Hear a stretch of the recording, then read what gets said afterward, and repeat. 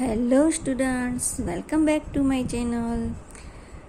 In previous video we learned about force and motion. What is force and what is motion? हमने last video में देखा कि कोई force की वजह से ही कोई ऑब्जेक्ट मोशन में आ सकता है, या तो फोर्स की वजह से ही अगर मोशन में है कोई ऑब्जेक्ट तो उसको हम स्टॉप कर सकते हैं. Today we learn new topic balance and unbalance forces. So balance and unbalance force को समझने के लिए यहाँ एक एक्सपेरिमेंट दिया है. और figure 9.3 shows a wooden block on a horizontal table. Two strings X and Y are tied to the two opposite faces of the block as shown. If we apply a force by pulling the string X, the block begins to move to the right. Similarly, if we pull the string Y, the block moves to the left. यहाँ कोई एक block, suppose आपके सामने ये कोई block है, ठीक है. यहाँ कोई ब्लॉक है. अगर इसको मैं ऐसे हॉरिजॉन्टल रखती हूँ, ये जो स्ट्रिंग है, ये स्ट्रिंग वो एक्स स्ट्रिंग बोलते हैं. ये स्ट्रिंग है, इसको हम वाई स्ट्रिंग कहते हैं. मैं वाई स्ट्रिंग को टच नहीं करती हूँ, सिर्फ एक्स स्ट्रिंग को मैं टच करूँगी और एक स्ट्रिंग से ये ब्लॉक को मैं पुल करती हूँ. क्या हो रहा है, तो जिस तरफ से मैंने फोर्स लगाया है उसकी ऑपोजिट साइड वो मूव कर रहा है. Now we pull with Y string, so this cuboid moves toward left. Okay, now if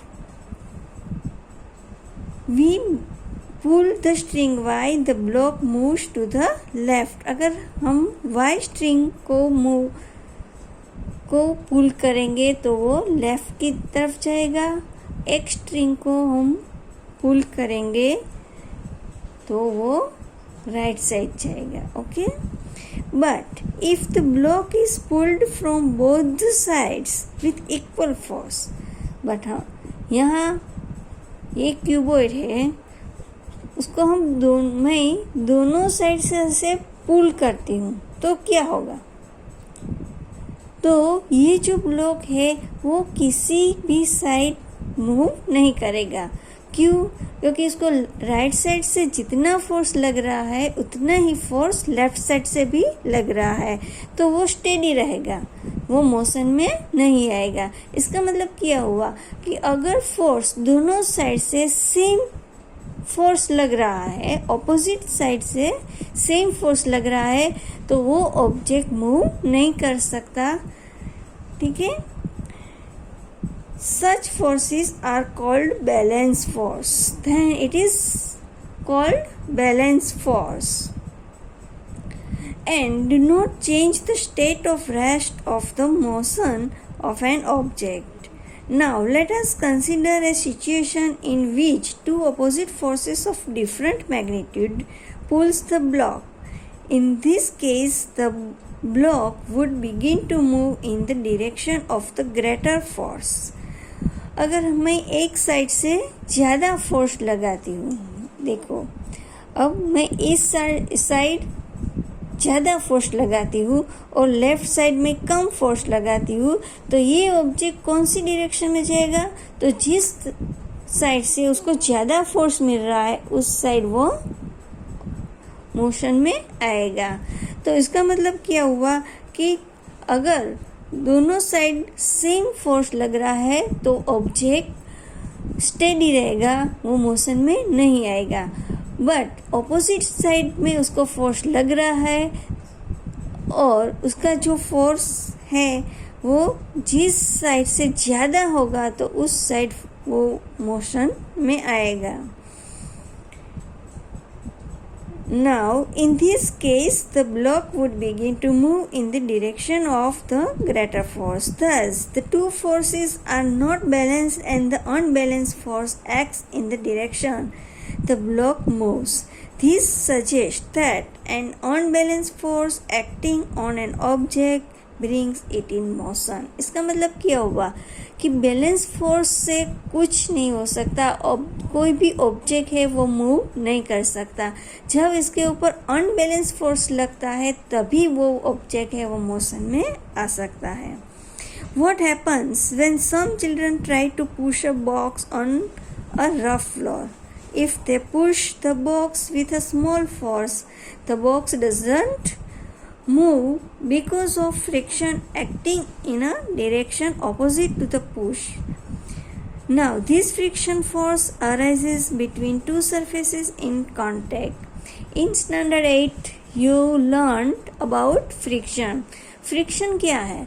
तो फ्रिक्शन दो surface object and ground floor है, तो दो सरफेस के बीच में ग्राउंड फ्लोर है वो अपोजिट डायरेक्शन में फोर्स लगाता है.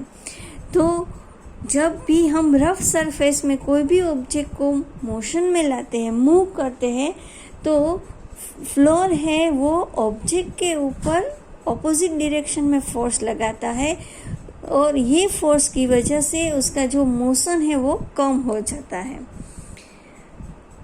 This friction force arises between two surfaces in contact.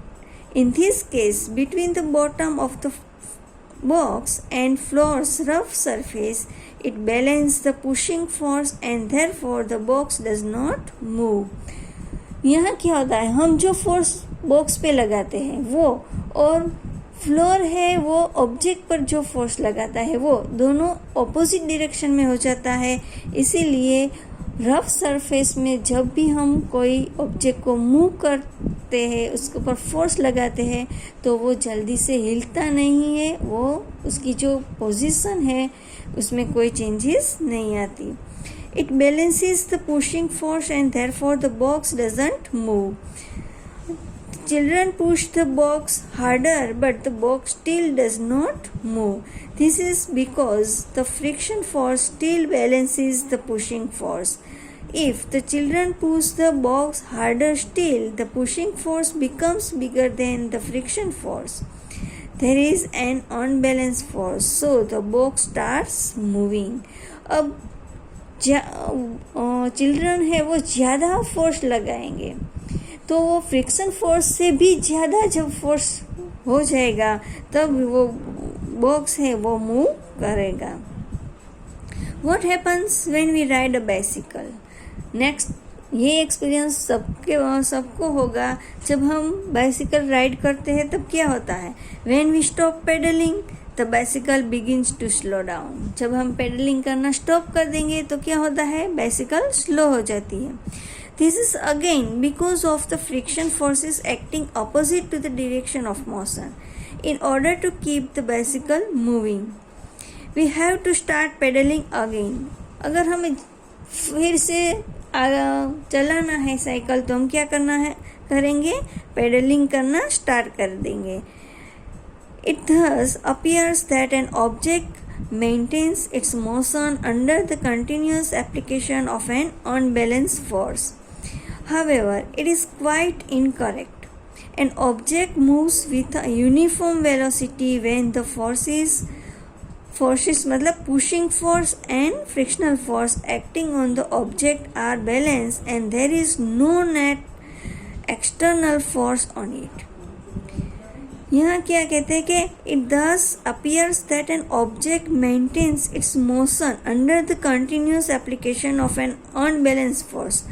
Unbalance force से ही कोई भी ऑब्जेक्ट है वो मोशन में आ जाता है. However it is quite incorrect. Why? An object moves with a uniform velocity. कोई भी ऑब्जेक्ट है वो यूनिफॉर्म वेलोसिटी से ही मूव करता है. व्हेन द फोर्स, उसके ऊपर जो फोर्स लगाते हैं, पुशिंग फोर्स है या तो फ्रिक्शनल फोर्स है, acting on the object are balance and there is no net external force on it. वो दोनों pushing force and frictional force दोनों बैलेंस फोर्स है, और इसके अलावा इसके ऊपर और कोई भी फोर्स नहीं लग रहा है, तभी वो ऑब्जेक्ट है वो स्टेडी है. And there is no net external force on it. If an unbalanced force is applied on the object, there will be a change either in its speed or in the direction of its motion. अगर इसके ऊपर कोई unbalance force लगाया जाए तो ही वो इसके motion में चेंजेस आ सकता है. Thus, to accelerate the motion of an object, an unbalanced force is required. इसका मतलब कि कोई भी मोशन में है ऑब्जेक्ट, उसमें एक्सीलरेशन करने के लिए unbalance force most required, and the change in its speed for in the direction of motion would continue as long as this unbalance force is applied. जब तक वो अनबैलेंस फोर्स उसके ऊपर अप्लाइड रहेगा तब तक ये चेंजेस रहेगा. या तो उसकी डायरेक्शन चेंज होती होए या तो उसका मोशन में चेंज आएगा, मतलब उसकी वेलोसिटी है वो चेंज हो जाएगी. However, if this force is removed completely, the object would continue to move with the velocity it has acquired till then.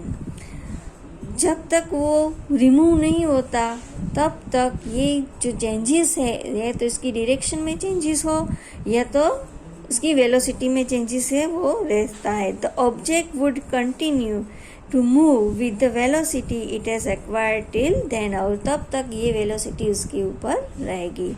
Next topic है first law of motion is very important.